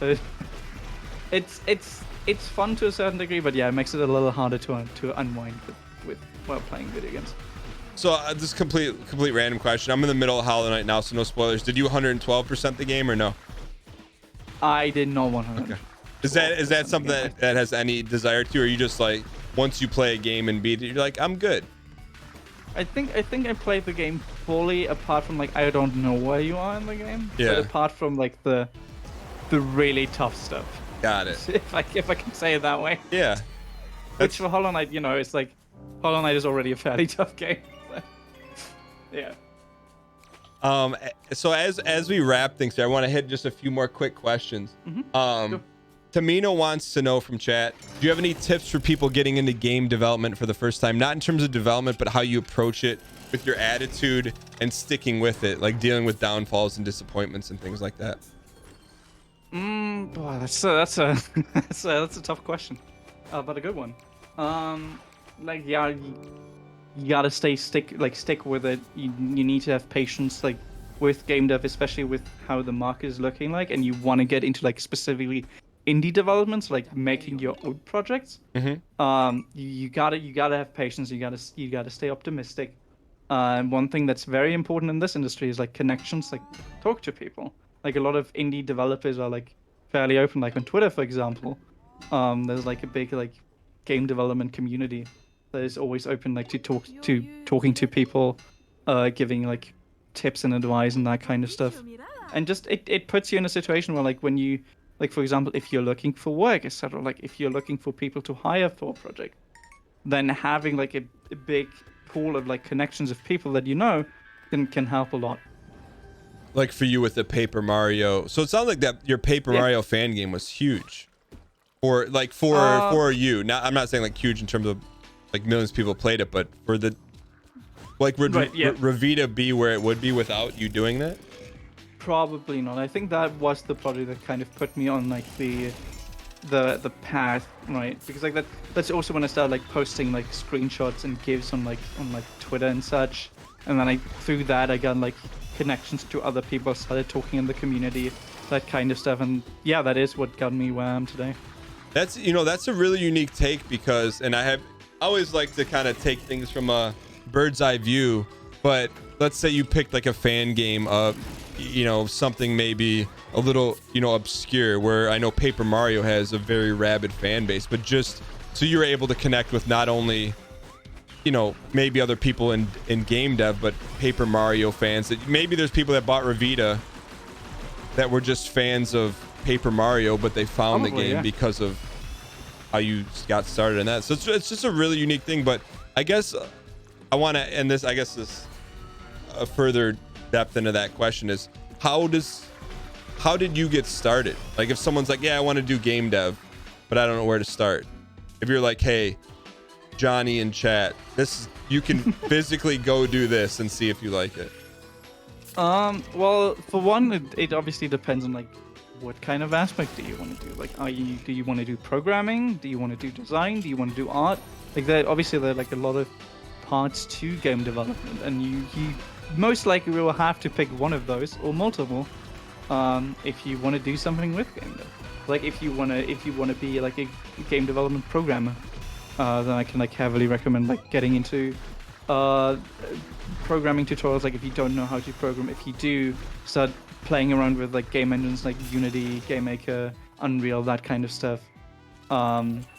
Start like maybe making your own projects, because like a big and like an easy way to find like people to work with or find work is like have something to present. Like if you have something that looks interesting and fun and unique and shows like your capabilities off, then people are more likely to like want to work with you, like be it as an employee or an employer.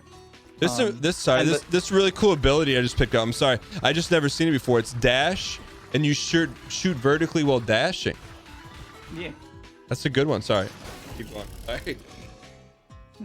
It lets you dash through enemies too, and if the bullets hit like while you were in the enemy, then that also deals damage. So like oftentimes like you just deal damage now to enemies while dashing through them. It's pretty neat. That's really cool. Are there any items you have in the game that like pay homage to other games that you've enjoyed playing? Absolutely. I think there's like a few that are like very directly references to Isaac. There's some that I've referenced to other games. Like I think there's like an item called Winged Strawberry, which is like a reference to the game Celeste, which is like a 5% all stats up, like as long as you don't dash in a room. So it kind of like plays on that gameplay idea of the original game. There's one thing that I don't think you've unlocked yet, which is like hats. Like you can wear different hats. Yeah. Which are also like references there, so reference to all kinds of games in there. That I enjoyed over the years, or people I'm friends with, that kind of stuff. That was one of the questions. I know someone in chat, I know Relapse for sure asked about it, but asked about having cosmetics in the game related to the character. Were there any ever plans for that, or did you feel like it just didn't fit, or was it a resource thing? It's mostly a resource thing. Like I think Isaac exclusively gets away with it because like the animations are all fairly simple. I think like I don't fully remember, but I've looked at it sometimes because I was looking into Isaac modding it like a few years ago. But I think the Isaac animations are just a lot more simple. You just have like walking, like animations in all directions, then like an item picking up animation, a hurt animation, and that's like for the most part that's pretty much it. Well, like in Revita we have like already like I think 500 plus images for animations, And at that point, it just gets very excessive. So you would have to make, like, for every item, you'd have to make 500 different frames of animation to work with that item. And then, like, with the number that Revita is at right now, in regards to items, I think Revita's currently 275 different items. Oh my god. That just scales tremendously. And yeah, at the end of the day, it's like a resource thing. So how do you explain, like you said, a couple hundred frames? So like looking at this, because you know maybe someone looking at this be like, oh well, it's a walking character. But can you talk about like the other frames that maybe the average person wouldn't see? That yeah, sure. Like for example, like right now, like when you just stand still, like you do like a little like weaker idle animations because they're like on low HP. There's like different like idle animation. Like for example, if you stand still for a while, then the character does like finger guns, which is quite funny. And like there's all kinds of stuff. Like for example, like in the subway, for example, you can like sit down on like the seats or you can sit down on benches. There's like a bunch of like character interactions. Like when you get into like a cutscene with the boss, then the character does like a little like angry animation. And there's like a ton of, in that regard, like a ton of like minor animations that I wanted to implement because like they add like a lot of charm to the game. Yeah. And that to me personally is least it's like more important than like having like I guess like quantity in regards to like item customization stuff.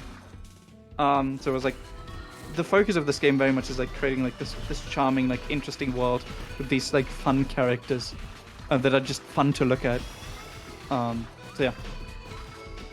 Okay, cool. And then I have one more community question. Hold on, I just don't want to die here. Can that red bullet, okay, that red rain bullet can hurt us, even though is that an environmental bullet or did that come from one of the enemies? Yeah, that's like an environmental thing. Like I think at the beginning of this area, like below the area name, there was like a small piece of text.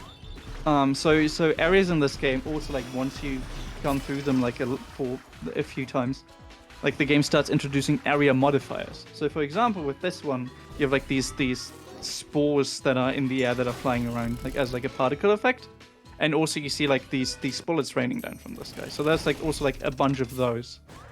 Like for example, like for the first area, there's like one where it like adds like honey and like bee related background elements, and then like bee enemies can also spawn.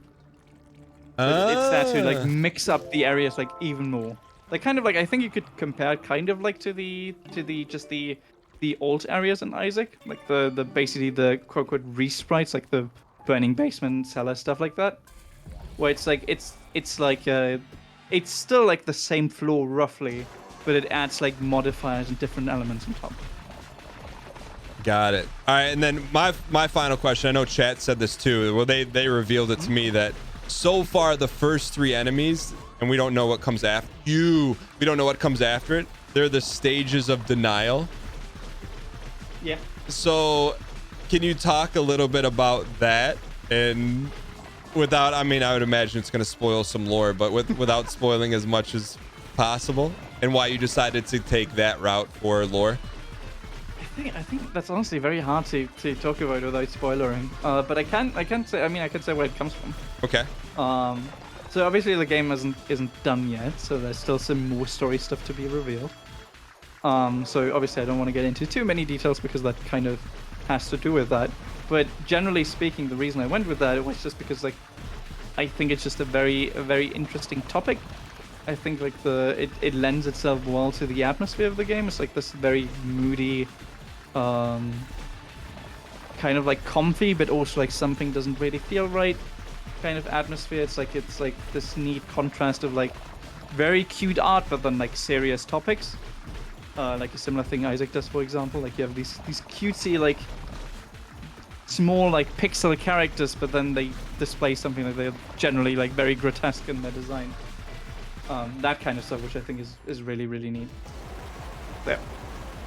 Yeah, it's funny that you said that, because I'm like, this game, like I could see myself playing this game like in a very relaxed setting, aka not streaming, because it feels like that, but also like just walking to that boss fight, then all of a sudden like your posture picks up and you're like, okay, you can't really just mess around now. I mean, like, I'm gonna say this much, like, you're currently obviously still on difficulty 0, basically. The game does pick up, like, it gets really, really tough. Like, I think I watched someone, like, a few days ago try to, like, beat the hardest difficulty, like, on stream, and it took them a few streams, so it can get very rough. What's that? Yeah. What's that been like for you to watch people stream your art? You know, because I know that depending on the streamer, it can, you know, they can have an understanding that someone put their heart and soul into something, and sometimes you watch a stream and be like, oh, you know, maybe more like the comments, you know, those Steam reviews that you don't like to read. What is that like for you as a dev to experience? I mean, usually people are really nice about it, so it's usually very fun to watch. But there are these situations where it's like, because you're, as the person playing the game and streaming the game, you're not like paying like 100% of your attention on the game. There's like a lot of situations where people get like into, like, they get hit and then it's like, oh, the game. That's like, BS. The game is bad. Fix your game, man. Exactly. Fix it. which to be fair is totally understandable, and I would do the same in that situation. But like, as a developer, you're sitting there, it's like, but you could have just moved like a little bit to the side, and you wouldn't have gotten hit. But I mean, that's very, very, very small issue stuff. Like, overall, it's very fun and enjoyable to watch people stream the game. And I'd imagine for you, like, you know, there's probably any point in time you're like, oh, I'm gonna go check out, see what's going on in the Revita tag on Twitch, and you can just go see if you're like, hey, you know, are people having fun? That's got to be such a cool thing to experience. It is for sure. Well, Ben, I want to thank you so much for coming on the show and for, you know, working with us to make this happen. Thank you for having me. It's been a blast. Where can people follow you and follow the finality of the game on the road to releasing 1.0? Well, you can follow the game specifically at Revita Game on Twitter, which is like where we post updates, news, etc. Obviously, you can follow the game or wish it on Steam or even buy it. And you can join the Discord community, discord.gg/Revita, where I talk like very directly with the community, where I go into like feedback and stuff, where I respond to like ideas, suggestions, that kind of stuff. And then you can find me specifically on Twitter at BensterDev, which is like where generally my more personal Twitter, where I post like in progress stuff, just general like opinions, that kind of stuff. So yeah. Hey, one final question, because it's something that I love. You released like a Christmas cosmetic update.